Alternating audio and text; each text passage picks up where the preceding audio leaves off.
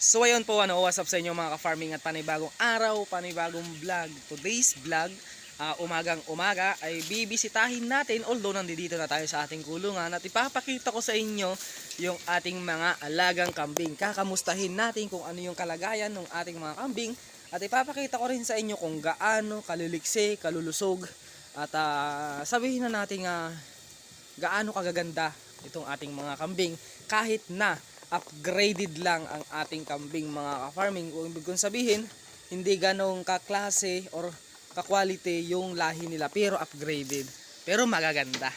So yan mga ka-farming, kung hindi ka pa nakapag-subscribe sa aking YouTube channel, please subscribe to my YouTube channel at i-click mo na rin yung notification bell para like ang updated sa aking video.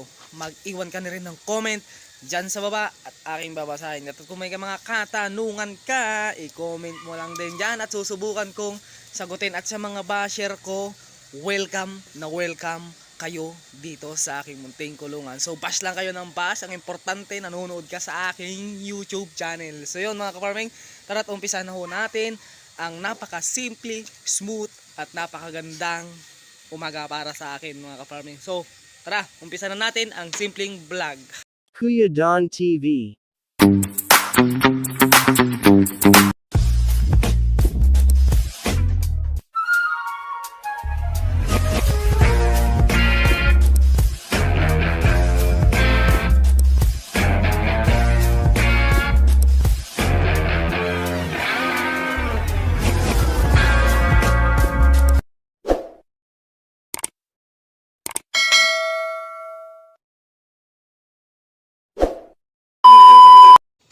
So ayun nga mga ka-farming, good morning po sa atin.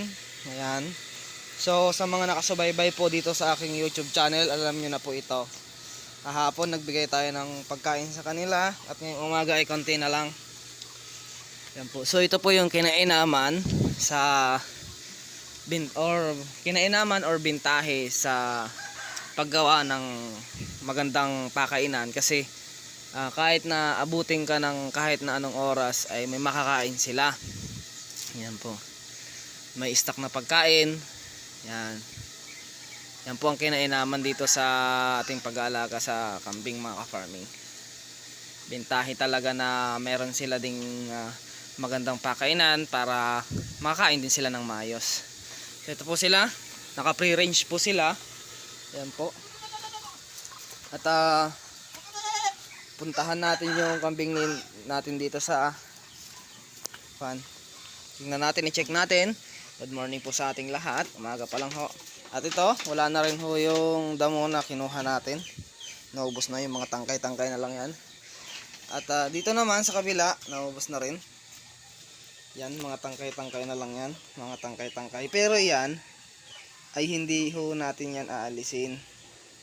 Diyan na ho yan, hindi na ho natin yan aalisin kasi siya pa na pag uwi nila mamaya is kakainin nila mga ka-farming. So i-open lang natin itong ating pintuan na to para makalabas yung ating mga alagang kambing. Yan, open lang natin yan. So yon, bago ko sila ilalabas, bibigyan ko muna ng tiki-tiki itong ating dalawang bisero. Hanggang maabot nila yung 2 months, hindi ko sila titigilang magbigay ng tiki-tiki.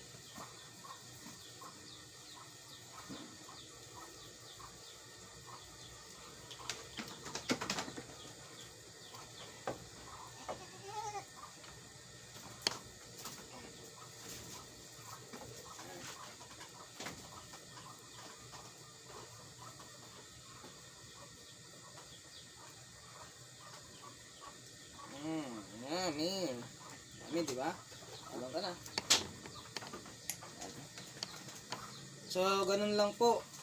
Bibigay tayo ng tiki-tiki sa ating mga bisero para maabot nila yung 2 months old. Kasi itong tiki-tiki ay mayroong vitamin E, C, D, E. Kaya maganda ito sa ating kambing. Kumbaga sa ano ay mayroon na tong bukod sa may vitamin C, mayroon na tong vitamin E, D, E.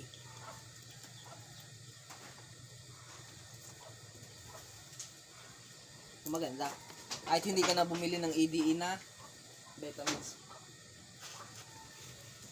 Halika dito. Wait lang mga ka-farming.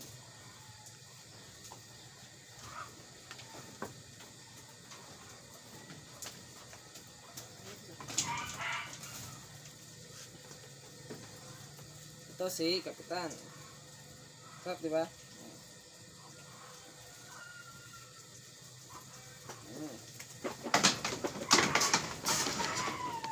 Diba, masarap. So, tapos na natin silang bigyan ng tiki-tiki. Kaya, lalabas na natin sila. Pero hindi pa natin sila ipapastol mga ka-farming.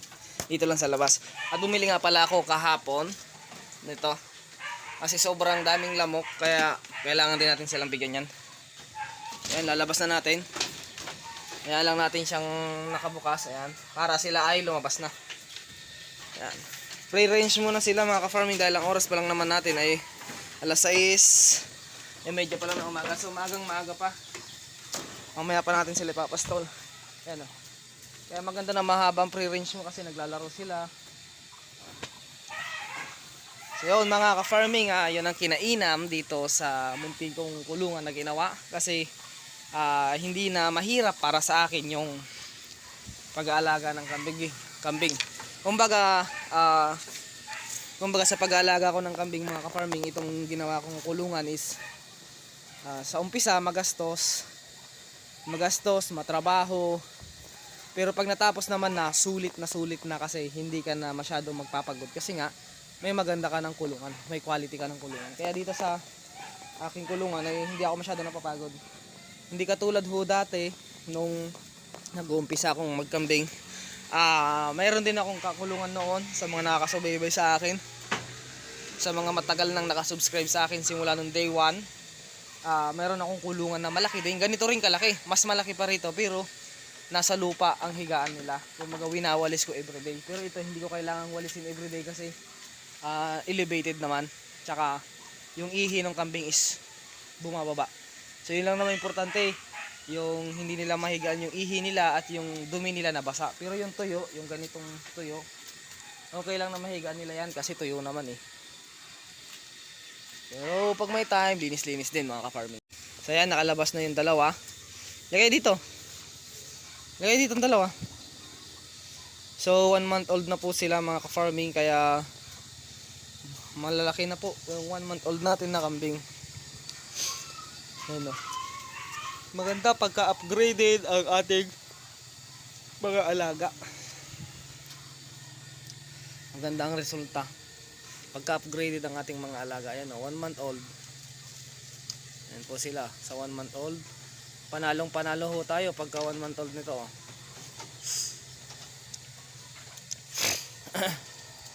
1 month old para sa ating dalawang bisiro. Yan po. Pogi nila oh.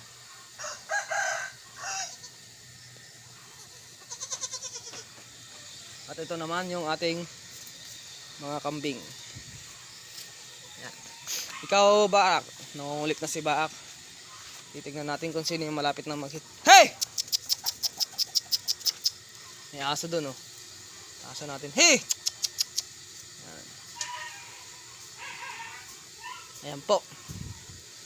Dapat yun, isasarado ko sana. Kaya lang okay na yung ganyan kasi pagka marami na sila, pwede silang sumiksik dun. Yan po ang ating mga alagang kambing. Sige, labas. Hindi makalabas si Tagpi kasi nga ando doon yung puti natin na kambing. So mamaya pa ho natin sila ilalabas kasi nga po kung mapapansin nyo, mainit naman na pero mahamog. Ayaw kong ilawas ng mahamog. Tsaka meron naman ito oh. Support naman nila to na pagkain. Baka siguro kukuha lang din ako ng damo para ipakain din sa kanila mamaya. So ganun ang gagawin ko mga ka-farming. Sa umaga hindi ko masyado sila ilalabas. Hayaan ko lang sila dito. Depende pa rin mga ka-farming sa oras natin mga ka-farming. Kasi meron pa naman tayong gagawin mga ka-farming. Ako po ay nagbabalak pang gumawa ng kulungan ng manok. So marami pa po tayong trabaho. Pero itong ating kulungan ng kambing ay finished product na ho. Okay na ho ito. Kulungan na lang ho ng manok.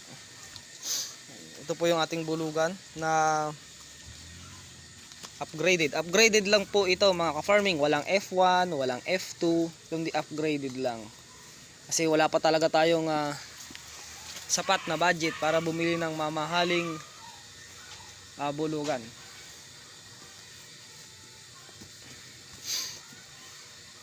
Imbis na bumili ako ng mamahaling bulugan, bibili na lang muna ako ng mga dumalaga or yung mga inahin para mabilis silang dumami.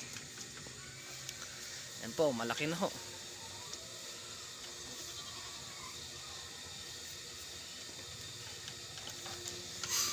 Diba? Naglalaro na sila. Okay.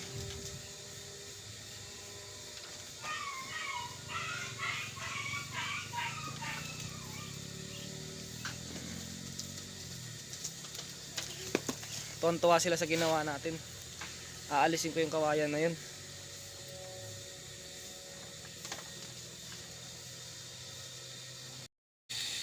So yan mga ka-farming, isa na lang yung nakatali. At lahat to na nandito, yan, pre-range na po sila kasi kalahating oras pa ay papastol na ho natin sila mga ka-farming. Kalahating oras na lang po, papastol na ho natin sila. Yan po, naglalaro sila dun. Dun. Naglalaro sila dun. Kain.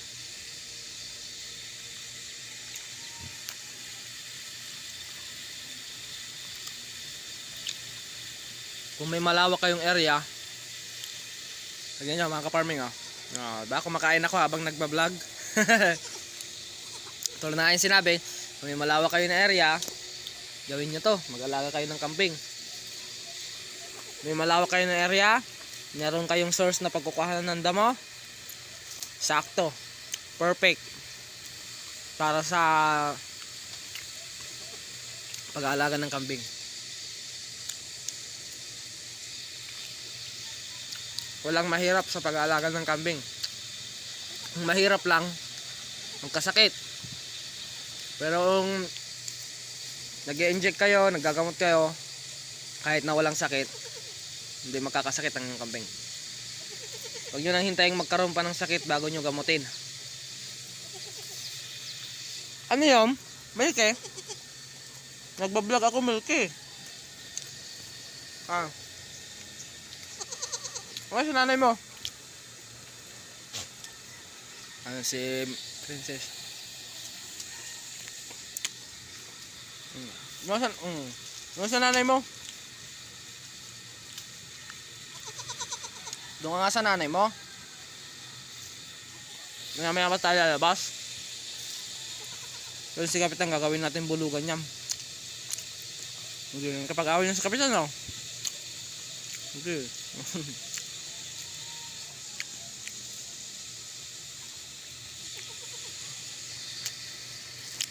Kain.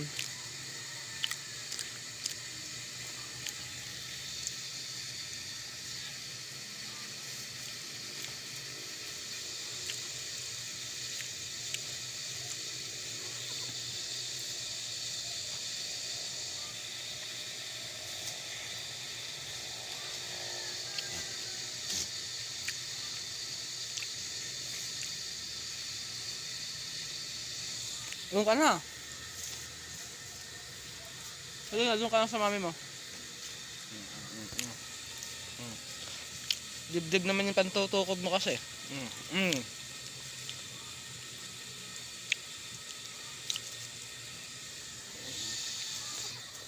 Iba. So gandang tignan pagka marami kang alaga. Ito madagdagan pa to ng madagdagan, sobrang ganda na sa mata.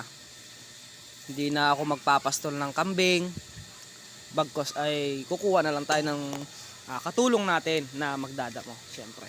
Kasi syempre hindi natin kaya na magdamo na mag-isa kasi syempre meron din tayong sakit na high blood, kaya mahirap din kung susuluhin ko yung trabaho. Pwede naman natin i-share yung blessing natin. Anahin natin yung pagtitipid sa sarili, sa paggastos. Kung yung maliit na puhunan lang naman, kung sa 50 pesos, 100 piso, ay maitutulong mo sa ibang tao para sila naman yung magdamo para hindi ka masyadong mapagod, di ba? Kukuha tayo ng katulong dito mga ka-farming. Pero hindi pa ngayon.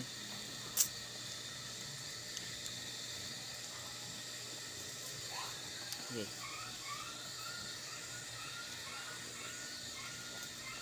Sige. Namimilit na siya mga ka-farming. Sige, pilitin mo yung mga yan. Bukas pa yung ilaw natin doon. Patayin natin yung ilaw doon. Ito, linagyan ko nito para hindi mabitak. Oh, hello princess. Waiting pa, mamaya pa. Mamaya pa ang labas natin. Yan. Doon muna kayo anak. Yan. Oh, ganda tignan oh. Hindi ko to pinapakawalan kasi masyado tong matapang sa mga kasama niya. Ganda ng kulungan natin.